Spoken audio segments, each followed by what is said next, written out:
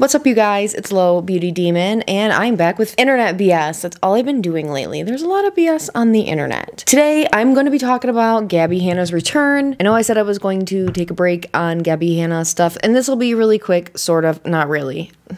Buckle up. Then we are going to have a little Creepshow art update. Shannon has sort of been active behind the scenes, so we'll get into that as well. But before we get started, if you haven't already, please don't forget to like and subscribe and hit the bell icon so you get a notification every time I post. Also, before we get into this, I don't want you guys to send anybody any hate or negativity based on anything that I say in this video. These are not facts. This is just my opinion based on what I'm seeing and hearing on the internet. If you have something negative to say about the topic that we're talking about, leave it in the comments below. That's what they're there for. Now, let's get into it. A few days ago, Gabbie Hanna posted a video after being gone for 2 weeks. The last video she had published publicly was about the 3-hour Jessie Smiles phone call, or whatever the title was. I don't remember anymore. And then she just was kind of gone. There was a leaked Patreon Zoom call, but honestly, I watched like the first half and I didn't really care. It was a lot of sympathizing stuff. That's really all her Patreon is just like live streams and people commenting how much they love her and to not listen to the haters. That's all I've ever seen come out of her Patreon, so I really had no interest in that. However, she did post a video to her actual channel and it was titled "Sorry, I'm Late," and it was a 3-minute and 52-second video, mostly of her just sitting in the bathtub singing a song. That is the title of the video, "Sorry, I'm Late." And you know what? The song isn't bad. It's catchy. I have totally caught myself humming it, and at first I didn't know what the fuck it was, and then I realized it was that damn Gabbie Hanna song, and I hated myself. Because, I mean, truth be told, her vocals are not bad. I'm not a musician. I'm not musically inclined. I don't have any kind of vocal training, none of that, so I'm not basing my judgment on how good of a singer Gabbie Hanna actually is, more so that it's catchy. I think I've even said this in a video, if I didn't know that Gabbie Hanna was singing the songs that I hear, I could totally hear them playing on a radio. Does anybody listen to the radio anymore? I could hear them playing in a store somewhere when I'm shopping. Like, it does have like a pop feel, like it could be something that you could listen to in the background. You know, it makes me wonder, like, if Gabbie Hanna instead stopped releasing music under her name and she like had like a stage name or something, and then maybe did like kind of what the Gorillas do and have like an avatar as a performer piece. I wonder if her music would be more popular that way than it is now. That'd be an interesting experiment. I wonder,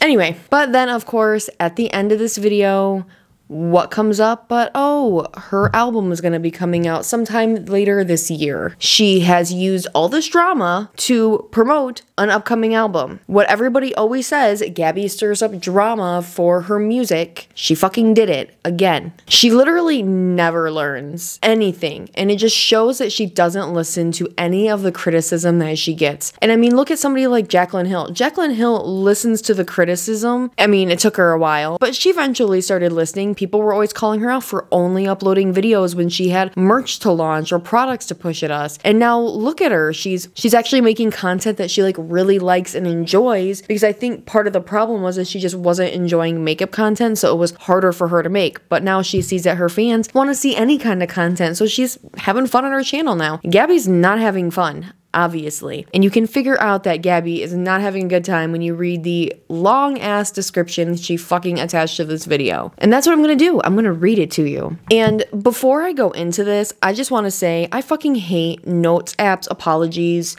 or when people put like all this shit like apologizing and taking accountability in Google Docs and things like that. Like, those are not fucking apologies. It is 2021. You can get on a goddamn video and you can say what you want to say that you wrote in that apology, and you can say it to your audience. It's not hard. You can read it off of that notes app. I don't care. But it's completely disingenuous when you're just writing it all out as opposed to actually verbally saying it. I don't feel like a genuine connection. Personally, what I have always experienced and what I have always seen is when people just read text, there's no tone or anything involved with that, so people can just put whatever they want on it. Then people get mad when people take their notes app apology and pick it apart like I'm about to do out of context. We're missing a huge amount of context by you just typing this shit out. So that's my spiel about that. Now let's get into what this description actually says. It starts off with, I felt my mental health being compromised, so I I took a step back to be a person, touch some grass, pet my cats, see my friends, write some music, paint, mostly. I knew coming into this that it would be difficult, but I wasn't able to handle it the way I thought I was. The series is and always has been about healing, so if it gets to a place where it's no longer serving that purpose, I'm not going to be pushing myself in a direction that's hurting more than it's helping. This series is not about drama, it's about my life and processing trauma. Unfortunately, a lot of that does involve people who constantly wrap me up in drama online. Trust me, I hate it too. Okay. Let's take a look at this first paragraph right here. The series is not about drama. Well then, if it wasn't about drama, why did you drop 2 different drama videos in the middle of it? Like, what was that? That was drama. If it wasn't about drama, you wouldn't have been overly dramatic and calling out fucking drama channels because you know that a drama channel is gonna respond to it. That's what they do. So she's fucking egging people on, and even going once again back to the rice gun situation, which I did feel some empathy for her in, but she still egged that situation on. She was still the antagonist in that situation, just like she is in every other situation she's talked about in her series so far. The series is simply a documentation of a life not many people experience or see. It's also meant to be a commentary on the constant targeted harassment and exploitation of women in media. It's meant to serve as a tool in shedding light on the very trivialized and misunderstood mental disability, ADHD. Well, the only reason we know it's about ADHD, she spends the first half of these videos talking about the ADHD, but more so just like in funny, quirky ways of, they're almost just like more examples of her ADHD, of her trying to do the ADHD quiz and being so ADHD that she can't even finish the quiz. But then the second half of these videos is all about drama and all about poking the bear and antagonizing people and stirring shit up because she has an album that she has coming out, guys. In starting this series, I was also just starting treatment. As I was editing, I was able to look back at situations I was describing and recognize how my lack of understanding in treatment exacerbated otherwise trivial situations. So if you were realizing this while you were editing it, why the fuck did you release it? So she understood her lack of understanding exacerbated trivial situations. That's what this whole fucking series did. It dug up your shitty past and it blasted it to the world. You did that. You have been exposing your fucking self. I spend so much of my life feeling like an alien on Earth. I'm sorry, I can't not laugh about that. Not understanding why I thought so differently than other people, wondering why things that felt earth-shattering to me felt insignificant to the rest of the world. If someone had sat me down and explained to me that I don't process the world the same as most other people because my brain didn't develop like most other people, I would have spent a lot less time wanting to blank my blanking brains out. So she talks about literally blowing her brains out. Great. I get that it is probably very huge to get some sort of diagnosis when you felt super confused throughout life. I feel like any person that is extremely introspective has those same feelings. I every day wonder, how the fuck do other people live in the same world that I live in and experience everything that I'm experiencing? Those are normal thoughts that self-aware people have. I'm not saying she doesn't have ADHD. She's not the only person that this stuff happens to. She has probably met a ton of people that have gone through similar experiences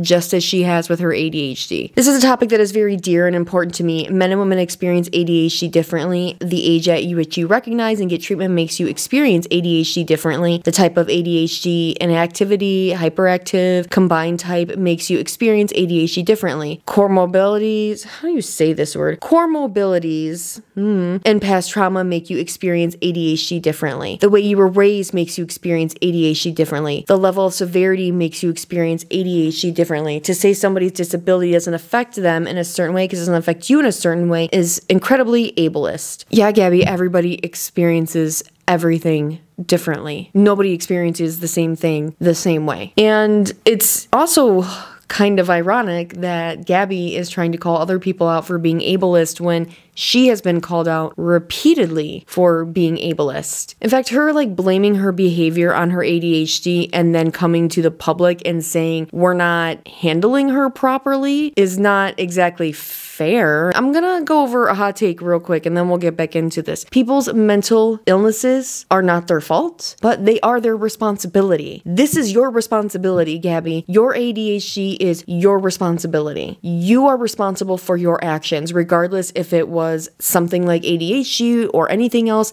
that made you respond in that manner, that is still your responsibility. Those were your actions, nobody else's. A lot of people with opinions on my series haven't watched it. They watched videos talking about me without asking the time to listen to me. I don't know what that means. It sucks, but it's life. This series is my art. It is meant to be consumed in its entirety, not bits and pieces. Then why did you not release it in one piece? We still haven't seen the rest of it. How are we not... That's your fault. You didn't put your art out right then, so don't even come at me for that. I created it so I could stop obsessing, and for all intents and purposes, it worked. I felt myself healing and moving on. I wanted to tell my side and never speak of it again, and I failed at the beginning by engaging online. Surprise! I'm impulsive and defensive. I'm also human. I found myself wanting to explain myself again and wanting to combat every new lie. Then I took a step back into the real world where I'm a pretty happy and chill person. Online, I'm a version of me that I really can't stand. So you're a different person online. So you act like a different person online. So you're not genuine online. So all of the shit that we see, none of it's genuine. From here on out, I'm offline entirely. Promise? I really hope you enjoy the rest of the series. I put a lot of time and energy into it. It helped me find myself as a person, an artist, and pushed me to places I was too scared to go creatively. I'm very excited to share that with you. And then she starts plugging like literally every social media, her Spotify, and also she turned the comments off, and the like to dislike ratio is completely off as well. Nothing. No accountability. No apologies. Nothing. Nothing. There's nothing in there. She doesn't feel sorry. She doesn't feel remorse. I don't think she feels happy. There's no way she can feel happy. That was a miserable thing. I mean, and also, like, she said she had a team of people around her. These people that are responsible for posting on her social media, are these the people that have been attacking people on Twitter? Did they tell her it was totally a good idea to post this video and this description on her YouTube channel? Was that her PR team that's doing that? Did they, like, come up with this whole idea and everything? Like, what? That makes no sense. So she basically just came back on, made a notes app apology, put in the description of her promo for her new album that's coming out at some point this year. I don't know when. I don't think she knows when either. Yeah, took no accountability. Like I said before, if she had read what she wrote out and it had actually been sincere and had come across genuine and maybe we could hear tone, I would maybe feel a little different. If she was showing some sort of remorse for how she handled the first half of the series, maybe this would be different. So I wish now I could say that I'm moving away from Gabbie Hanna, but no, we're still going to be talking about her a little bit. However, we are going to be moving on to an update on Creepshow art. So, this is weird. Little bit of backstory. If you don't know who Nicholas Diorio is, he is a commentary YouTuber here. He's friends with people like Tipster and stuff. He's like an arch nemesis of Chris Hansen. Chris Hansen gave him and his friends the nickname the Goon Squad. They seem to have embraced it. So anyway, right after Gabbie Hanna dropped the Calling Out Drama Channels video, Nicholas Diorio did a live stream where he was watching I don't know if it was Nick Snyder's or if it was Dustin Daly's video about the video. So they were watching it on live stream, him and a couple other friends of his, and I just hopped in real quick to see what was going on in the chat, what they were actually watching, and lo and behold, who's in the chat? Gabbie fucking Hanna is actually in the chat. Super pumped that they're taking her side. That was the night the Apologize to Gabbie Hanna tag started trending. Nicholas Diorio has had conversations with Gabbie Hanna behind the scenes, probably as a result of that. So Nicholas Diorio has a podcast with, who's it, Turkey Tom and Lord Vega. I don't know who the third person is, to be totally honest with you, but it doesn't matter. And their podcast is called Half Baked, and they had Mudahar, Some Ordinary Gamers, as a guest. In that, they had a brief little moment towards the end where they talked about Creepshow art, because Nicholas Diorio did also know Creepshow art. So I'm going to include a couple little clips of this. Holy shit, dude! I finally found a channel where Creepshow art isn't canceled. It's on Storyflyer. None of the hate got here. Dude, what's up with Creepshow art? I still want to make a video on her. I don't care how much. You don't know? No, I know. I followed her, but are there any updates? Because like I want to make a video on it. Dude. I don't care how long I've been. Oh god, do you want to leak something on this podcast that I shouldn't leak? Obviously. Go for it. I can't say what YouTuber it is, but I really, you know what? There's not really a way I can get around it. I don't really care. Just do it. Just go. Maybe we'll cut it later. But like fucking Gabbie Hanna told me that fucking Creepshow art just hit her up a couple days ago from like a random phone number or whatever, and said you need to make a video on Ready to Glare. Whoa. I like Ready to Glare. Why? Because Ready to Glare like disowned her publicly. So apparently she's such a psycho bitch. She's still trying to get even behind the scenes. Dude, that's the rumor. I don't know. That's why I didn't talk to her. I felt like she was always the one person that was gonna like fucking archive our tweets. You know? Yeah. So that got clipped and put around real fast. I mean, it's interesting because in a lot of my Gabbie Hanna videos and in my Creepshow art videos, people were always making the comparison that like they were kind of shitty people, so they like belong together. And Hello Leash actually had linked them together. Gabbie Hanna had liked a lot of Creepshow Art's tweets bashing Hello Leash, and when Hello Leash called her out, she said that she actually DM'd her and had a very similar, weird, very nice conversation with her. And then later when Hello Leash watched Emily Artful's video and she talked about what communicating with Shannon was like, she was like, ugh, that was kind of similar to my experience. I actually found out about this on Twitter though. I saw Ashley Lilly post and Ashley tweeted, haha, wait, you're telling me Creepshow Art ignored all of us trying to contact her and changed her number after she got canceled, then texted Gabbie Hanna of all people her new number to try and slander Ready to Glare? That's absolutely rich. This bitch better never come back to social media. I am livid. Then in a now deleted tweet, plot twist, I've seen some of Gabbie's series before it came out because Creepshow was leaking it to all of us and talking about how crazy it was. What a fucking coward. Only feels safe to slander those trying to help her after they can't reach out to her anymore. Also, I purposely didn't tag Ready to Glare because I know she's been getting really stressed out and overwhelmed from everything, and I don't want her notifications full of this, so please don't tag her unless you're saying something uplifting. And then she ended it with, glad I'm in the parking lot for my psychiatrist right now because I'm about to lose it. Hey guys, future me. Okay, so I'm coming in here because as I was editing this video, I realized that I was getting way too focused on tweets and reading tweets and finding tweets, and it was super confusing, and I, in the end, didn't even make the point that I was trying to make when I sat down to film this video. I just got so focused on making sure I had everything in the right order that I completely lost focus. So I decided to film this and come in and actually just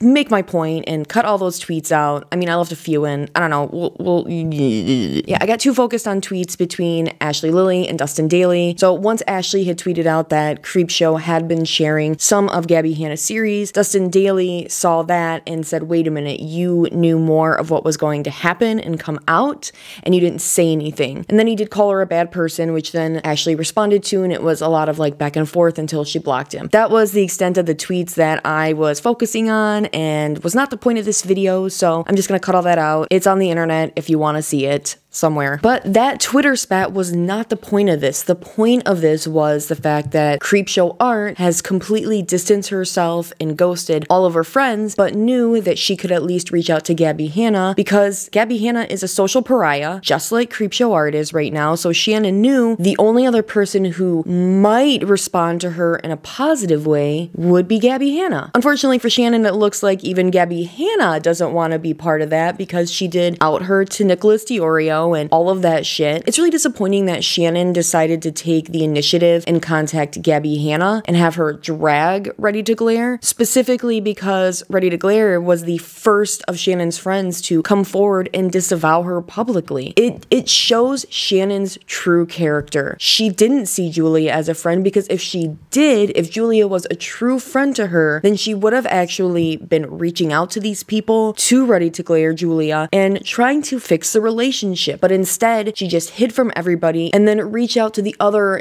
most polarizing person on YouTube next to her. Because I don't even think like one is more polarizing than the other. I think they're on the same level. When I heard in the podcast Nicholas Diorio say Creepshow Art reached out to Gabbie about this, my first thought was the fucking audacity, especially now knowing the response that Ready to Glare had when Gabbie actually called out all the drama channels. Outwardly, publicly, Ready to Glare had the hardest time dealing with this. Now here's the thing, somebody could be lying. We also don't know this exactly. However, I don't really think Nicholas Diorio would be making up a story like this. I'm not a fan of his, really, but he is the kind of person that really upholds being truthful, sharing the real facts, and doing your research. I mean, that's why he doesn't like Def Noodles. They don't think that he does all the research that he needs to do. That's not the point of this video though, so we're not gonna talk about it. Then you throw Gabbie Hanna into the mix, and we all know know, Gabbie has a very skewed outlook of the world and reality. Her perception of situations is not always what it appears to be. And she even said that in her description for her video. Once she started getting medicated, she started seeing, oh, maybe I don't have the complete picture. But I've already bitched about that at the beginning of this video. So there's a possibility that maybe Gabbie Hanna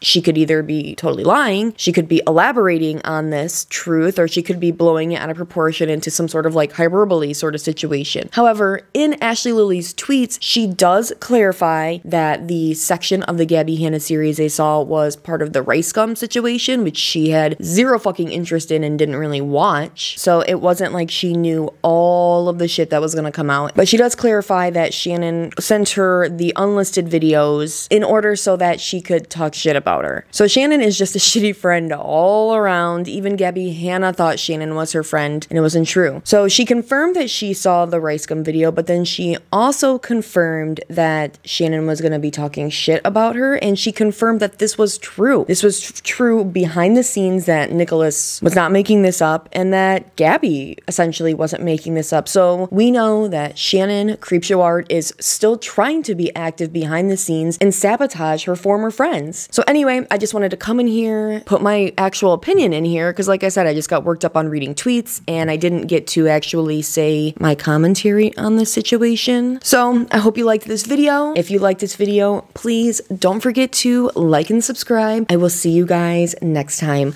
Later.